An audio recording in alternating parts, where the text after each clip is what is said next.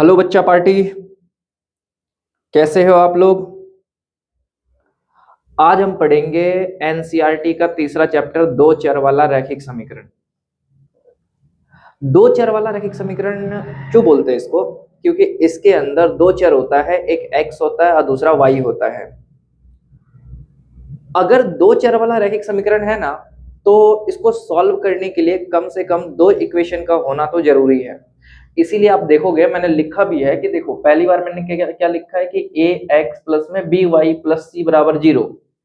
लेकिन मैंने कितनी बार लिखा है पता है? दो बार लिखा है, एक बार ये और एक बार ये, क्योंकि हमको पता है कि अगर दो चर है ना, तो जितना चर होता है उतना समीकरण चाहिए सॉल्व करने के लिए। इधर दो है मतलब दो इक्वेशन चाहिए सॉल्व करने के लिए। अगर आप तीसरा चैप्टर पढ़ोगे तो इसके अंदर टोटल मिला के 5 से 6 टॉपिक्स हैं, वो आपको पढ़ना पड़ेगा। पहला टॉपिक है कि अगर आप इन दोनों इक्वेशन का ग्राफ के ऊपर लाइन ड्रॉ करोगे तो वो लाइन कैसे कैसे जाएगा। तो उधर भी तीन तरीके हैं, तीन तरीके से लाइन जा सकता है। पहले वो पढ़ेंगे, फिर हम इसका सीखेंगे कि सॉल्व कैसे करने, कितने तरीके हैं सॉल्व करने के। जैसे कि आप लोग देख रहे हो, मैंने पीछे लिखा भी है कि देखो सॉल्व करने कितने तरीके हैं। पहला है ग्राफ्य विधि, दूसरा है विलोपन विधि, तीसरा है विस्थापन विधि, फिर चौथा है वज्र गुणनखंड विधि। जब आप इन तीनों टॉपिक्स में मास्टरी कर लोगे ना, मास्टरी का मतलब इतना कॉन्फिडेंस आ जाएगा कि आप देखते हैं यू कर दोगे क्वेश्चन यू। जैसे ये कॉन्फिडेंस आएगा फिर हम सीखेंगे समीकरण कैसे बनाते हैं। देखो समीकरण बनाने के लिए इतना इजी तरीका बता दूंगा ना आपको, एक चुटकी में आप समीकरण बना लोगे। क्वेश्चन देखोगे और आप क्लासिफाई कर लोगे, हाँ ये समीकरण ना ऐसे ही बनना है। बस आपको ना ये वीडियो देखते रहना है, पूरा देखना है। अगर आपको समीकरण नहीं आए ना समझ में, तो फिर आप चैनल को डिसलाइक कर देना, अनसब्सक्राइब कर देना चैनल को, मेरे को कोई दिक्कत नहीं है। अब मेरी बात सुनो, सबसे पहला टॉपिक हमारा क्या है कि ग्राफ के ऊपर कितने तरह से लाइन ड्रॉ होता है इन दोनों समीकरण का। ठीक है, चलिए। अगर आप ग्राफ की बात करोगे ना, तो इन सबको मिटा देता हूं, इनका तो कोई काम है नहीं ना। चलिए, आपको पता है कि अगर इन दो समीकरण का ग्राफ के ऊपर लाइन ड्रॉ करोगे ना, तो वो लाइन पता है कितने तरीके से आते हैं। वो लाइन हो सकता है कि लाइन ऐसे बन जाए, यानी जब आपने एक इक्वेशन का लाइन ड्रॉ किया, तो जब ग्राफ के ऊपर लाइन ड्रॉ करोगे ना, तो हो सकता है लाइन ऐसे जाके कट गया। समझ में आया? तो हो सकता है लाइन कट गया। कट गया इसका मतलब क्या है? ये प्रतिच्छेदी रेखा है, प्रतिच्छेदी रेखा। हो सकता है कोई लाइन ना कटे, बिल्कुल एक दूसरे के समांतर हो जाए। जब आप ग्राफ विधि करोगे ना, तो मैं एक दो क्वेश्चन तो पक्का आपको करके दिखाऊंगा कि देखो ऐसा हो रहा है। ठीक है, जब लाइन बिल्कुल साथ साथ चला जाता है उसको हम क्या बोलते हैं? समांतर, समांतर रेखा।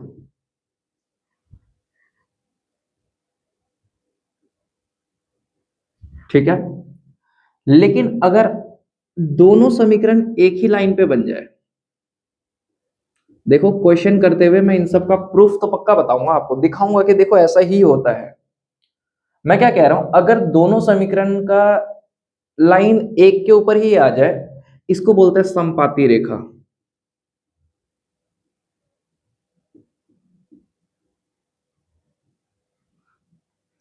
समझ में आया? बहुत बढ़िया, आपको लिखना है साथ साथ। ठीक है, अगर प्रतिच्छेदी रेखा है तो इसी को बोला जाता है एक हल। एक हल यहां बोलते हैं, देखो भाई कोई हल नहीं है, कोई हल नहीं है, कोई हल नहीं। तीसरे वाले में बोलते हैं अनेक हल है भाई, अनेक हल।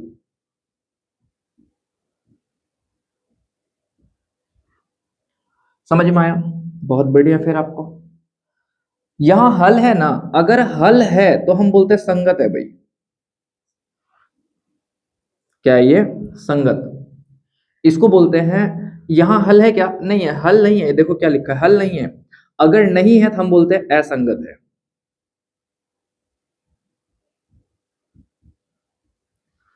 चेक करो क्या यहां हल है क्या? हाँ यहां हल है, इसका मतलब ये भी क्या है? संगत है। समझ में आया?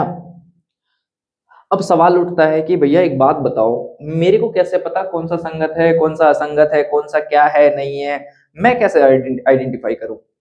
इसके लिए आपको ध्यान देना है, दोनों इक्वेशन का रेशियो चेक करना है। ठीक है, क्या चेक करेंगे? रेशियो।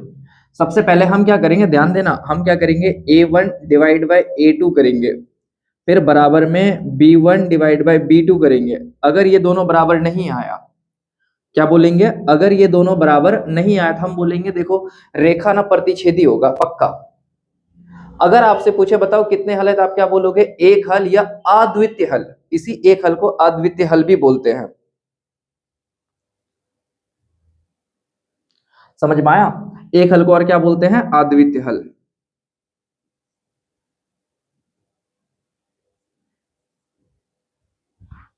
ठीक है, अब देखो ये पहली बार में कटा तो क्या बोलूंगा, या तो रेखा समांतर हो सकता, सॉरी, या तो रेखा प्रतिच्छेदी हो सकता है, या तो एक हल हो सकता है, या अद्वितीय हल हो सकता है, या तो संगत हो सकता है। तीनों चारों में से कुछ भी पूछे तो अब बता देना। अब यहां क्या था, पहली बार में कटा, यहां बोलेंगे आखिरी बार में कटेगा। a1 बटे a2 इक्वल टू b1 बटे b2 does not equal to c1 बटे c2। मैं क्या कह रहा हूं, कटा ही नहीं, नहीं कटा ना, देखो अब ध्यान से, नहीं कटा। आखिरी में जाके बराबर नहीं हुआ, ये तो बराबर आएगा, मतलब यहां पर अगर 1/2 आया तो यहां पर भी कितना होगा, 1/2। देखो ये दोनों बराबर होगा, लेकिन यहां पर हो सकता है 3/4 आ जाए, कुछ भी आ सकता है, ये दोनों बराबर नहीं है ना, तो आखिरी में जाके काट देंगे। समझ में आया? बहुत बढ़िया। अगर आखिरी में कटा तो मैं क्या बोलूंगा, देखो भाई रेखा समांतर हो सकता है, और हल होगा क्या? नहीं नहीं, हल नहीं होगा, लिखा हुआ है हल नहीं है। फिर संगत है कि असंगत है? आपको मैंने बताया ना, जहां जहां हल नहीं होगा वहां वहां असंगत होगा। उधर वहां मैंने क्या बोला, संपाति के लिए, संपाति के लिए याद रखना कहीं नहीं कटेगा, मतलब क्या है, सबके सब बराबर हो जाएंगे। मतलब a1 बटे a2 इक्वल टू b1 बटे b2 इक्वल टू c1 बटे c2। अगर सारे बराबर तो क्या बोल देंगे, संपाति। चलिए इसको नोट कीजिए जल्दी।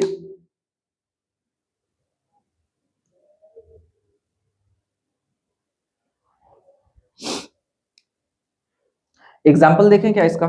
चलिए, ये एग्जाम्पल है। एग्जाम्पल में क्या है, एग्जाम्पल में x प्लस 2y बराबर 0, फिर है 3x प्लस 4y माइनस 20 बराबर 0। अब ध्यान से सुनना, मैं क्या कह रहा हूं, मैं कह रहा हूं जिसके साथ x है, मैं क्या कह रहा हूं, जिसके साथ x है उसको हम a बोलते हैं, जिसके साथ y है उसको b बोलते हैं, जिसके साथ कुछ भी नहीं है सिर्फ संख्या है उसको c बोलते हैं। एक बार यहां मेरे को बता दो a कितना है, b कितना है और c कितना है। इसके साथ कुछ नहीं है, अगर कुछ नहीं है इसका मतलब, मैंने क्या बोला था, अगर किसी के साथ कुछ नहीं है तो उसके साथ भगवान है, और भगवान का मतलब यहाँ क्या, मैथ्स में क्या है, एक है। अच्छा, y के पास क्या, y के साथ क्या है, 2, इसका मतलब b कितना है, 2 है। c तो कुछ नहीं दिया है ना, नहीं दिया, इसका मतलब 0। अब इसको मत बोल देना इसका साथ भगवान है, 0 है ये। अच्छा, इधर यहां फिर सेकंड वाले में बताओ a कितना है,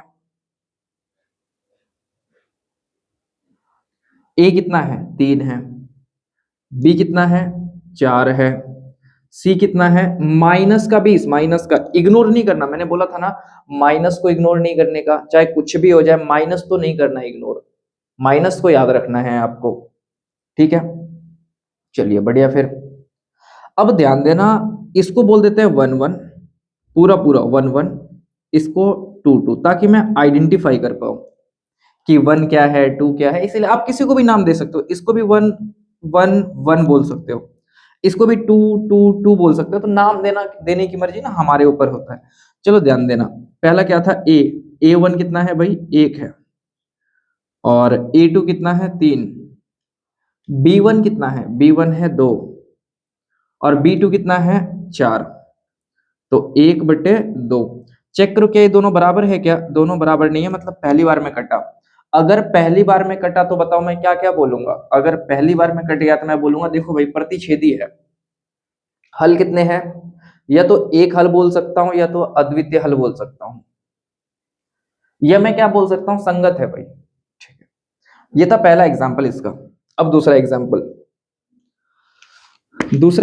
है, दूसरा एग्जाम्पल में 2x प्लस 3y माइनस 9 बराबर 0। फिर है 4x प्लस 6y माइनस 18 बराबर 0। क्या ये बात समझ में आया? अच्छा चलो फिर से मेरे को बताओ, a कितना है, b कितना है और c कितना है।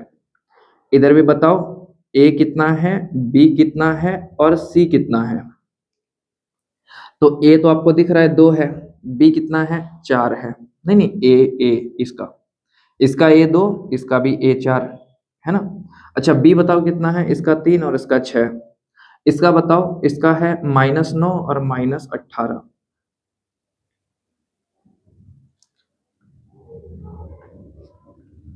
ठीक है, चलिए फिर क्या करना पड़ेगा मेरे को, फिर पुट करते हैं। आइए, फॉर्मूला क्या होता है, 2 बटे ये रहा ना, a/a2, a1/a2, तो 2/4 बराबर होगा 3/6 बराबर होगा -9/18।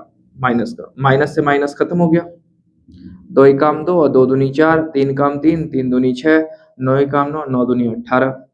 बताओ कितना आया, 1/2 बराबर 1/2 बराबर 1/2। मैंने क्या बोला था, आखिरी वाला बराबर नहीं आएगा, यहाँ तो सब बराबर है। अगर यहाँ सब बराबर है इसका मतलब ये एग्जाम्पल इसका है। तो बताओ मैं क्या क्या बोल सकता हूँ, अगर कहीं नहीं कटा सबके सब बराबर हो गए, इसका मतलब मैं क्या बोल सकता हूँ, मैं कह सकता हूँ कि देखो रेखा ना संपाती है। चलो संपाती समझ में आया। फिर क्या, अनेक हल है। अच्छा और क्या बोल सकते हैं, संगत है। आपको याद रखना है, डायरेक्ट क्वेश्चन भी पूछ सकता है। चलिए तीसरा वाला एग्जाम्पल करते हैं, तीसरा वाला देखते हैं क्या क्या लिखा हुआ है। तीसरे में लिखा हुआ है x प्लस 2y -4 बराबर 0। फिर लिखा हुआ है 2x प्लस 4y -12 बराबर 0। ठीक है, ये तीसरा एग्जाम्पल। ठीक है, चलिए बताओ तो मेरे को a1, सीधा सीधा a1 b1 लिखता हूं। ठीक है, b1 और c1, a2 b2 c2। बताओ a1 कितना है, कुछ नहीं मतलब 1, y का मतलब 2 और c का मतलब -4, भाई दिया हुआ है ना। और a2 कितना है 2, b2 कितना है 4 और c2 है 12 माइनस का। सिंपल क्या करेंगे, a1/a2 इसका मतलब 1/2 बराबर में 2/4 लिखा था ना, ये देखो 2 ही काम 2, 2 दूनी 4, दोनों बराबर है। और माइनस का 4 बटे माइनस का 12, इससे ही खत्म, 4 कम 4, 4 तिया 12। चेक करो तो 1/2 बराबर 1/2 बराबर 1/3, क्या बराबर है, बराबर नहीं है, नहीं है, इसका मतलब कट गया। एक बार चेक कर लेता हूँ आ रहा है कि नहीं कैमरे में।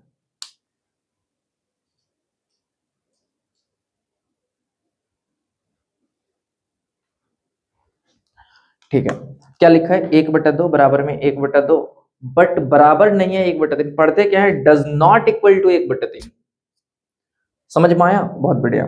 यानी अगर ये सिचुएशन आखिरी बार में कट गया, आखिरी बार में कहां कटा था, यहां पर ना, इसका मतलब एग्जाम्पल इसका है, आपको ध्यान देना है। एग्जाम्पल अगर इसका है तो बताओ क्या क्या बोल सकता हूं, मैं बोल सकता हूं रेखा समांतर है। ठीक है, रेखा समांतर है। और क्या बोल सकते हैं, हल होगा क्या, नहीं, अगर समांतर होगा तो हल नहीं है।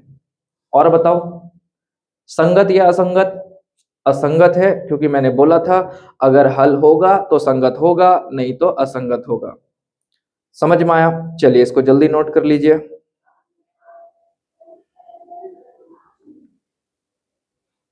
आइए क्वेश्चन नंबर, एक्सरसाइज पहले आप 3.1 देखेंगे नई वाली बुक्स में, और पुरानी वाली बुक्स अगर है आपके पास तो 3.2 में देखेंगे क्वेश्चन नंबर 2।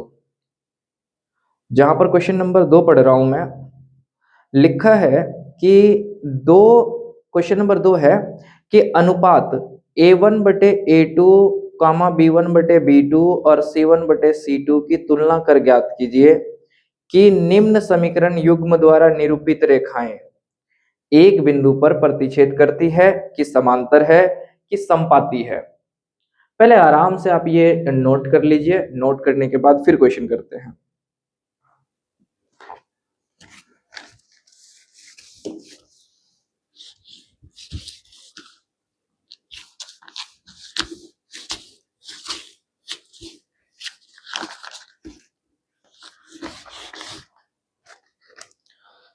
क्वेश्चन नंबर 1 देखिए आप क्या लिखा हुआ है। क्वेश्चन नंबर 1 लिखा है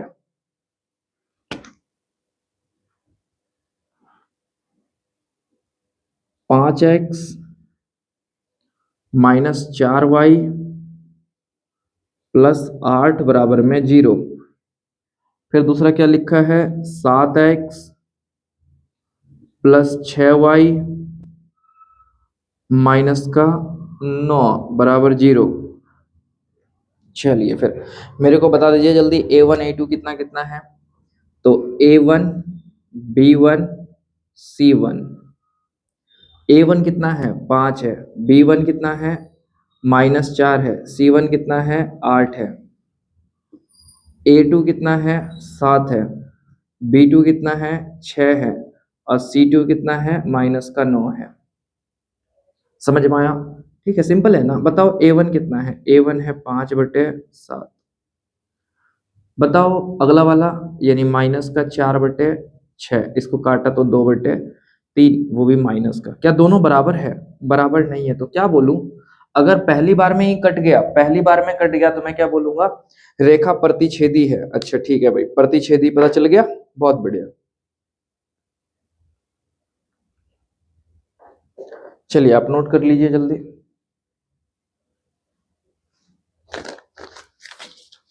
आइए इसका सेकंड पार्ट देख लें एक बार, सेकंड वाला देख लेते हैं। सेकंड में क्या लिखा है? सेकंड वाला 9x + 3y + 12 बराबर 0। फिर 18x + 6y + 24 बराबर 0। सबसे पहला काम, सबसे पहला काम ABC पता करना। तो A1 B1 C1, A2 B2 C2। A1 कितना है 9, B1 है 3, C1 है 12, A2 है 18, B2 है 6, C2 है 24। ठीक है, इसके बाद सिंपल क्या करना है 9/18, 3/6, 12/24। इससे 9 काम 9, 9 दूनी 18, 3 काम 3, 3 दूनी 6, 12 काम 12, 12 दूनी 24। सब बराबर है 1/2, 1/2, 1/2, यानी कंडीशन ये वाला सेटिस्फाई हो रहा है। अगर वो कंडीशन सेटिस्फाई हो रहा है, क्या क्या बोल सकते हैं? रेखा समपाती है। आपसे तो यही पूछा था इस क्वेश्चन में कि समपाती है कि समांतर है या प्रतिच्छेदी है, तो मैं तो बता सकता हूँ ना कि समपाती है। लेकिन अगर पूछ लेता बताओ संगत है या संगत है, तो आप क्या बोलते? देखो भाई संगत है। अगर आपसे पूछ लेता कि बताओ कितने हल हैं, तो आप बोलते अनेक हल हैं। समझ में आया? बहुत बढ़िया। फिर इसी बात पे आप तीसरा क्वेश्चन भी देख लीजिए। तीसरा क्वेश्चन कहाँ करूं? यहां करूं तीसरा क्वेश्चन।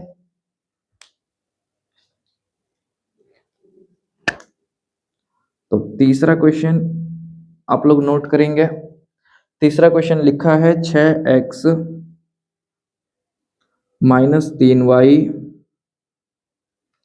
+ 10 बराबर 0। फिर लिखा है 2x - y + 9 बराबर 0। ठीक है, बहुत बढ़िया। चलो मेरे को बताओ जल्दी फिर फटाफट क्या करना चाहिए। A1 बताओ कितना है, B1 बताओ और C1 बताओ। A1 है 6, B1 है -3, C1 है 10, A2 है 2, B2 है 1 और C2 है 9। बोला था ना अगर कुछ नहीं है मतलब 1 होगा।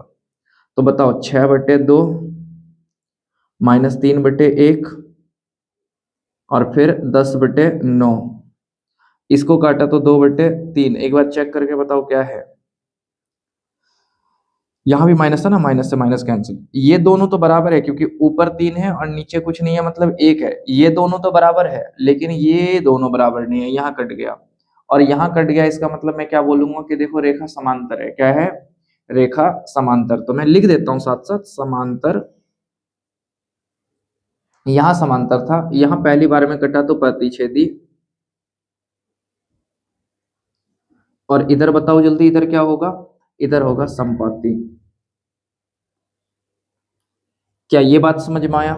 चलिए आप नोट कर लीजिए जल्दी।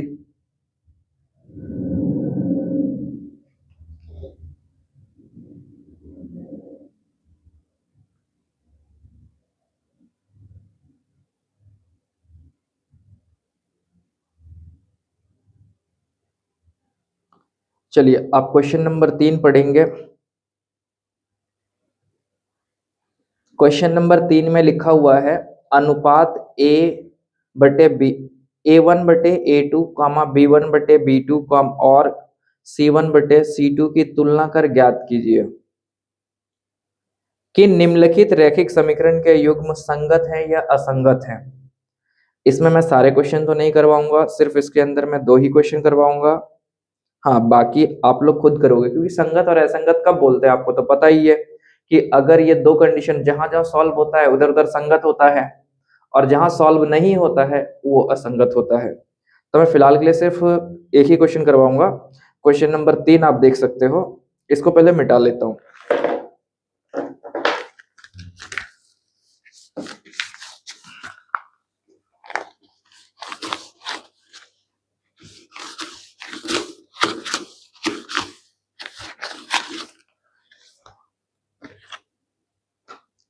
तो क्वेश्चन नंबर 3 में देखना एक बार क्या क्या लिखा है, मेरे को भी बता दो आप लोग।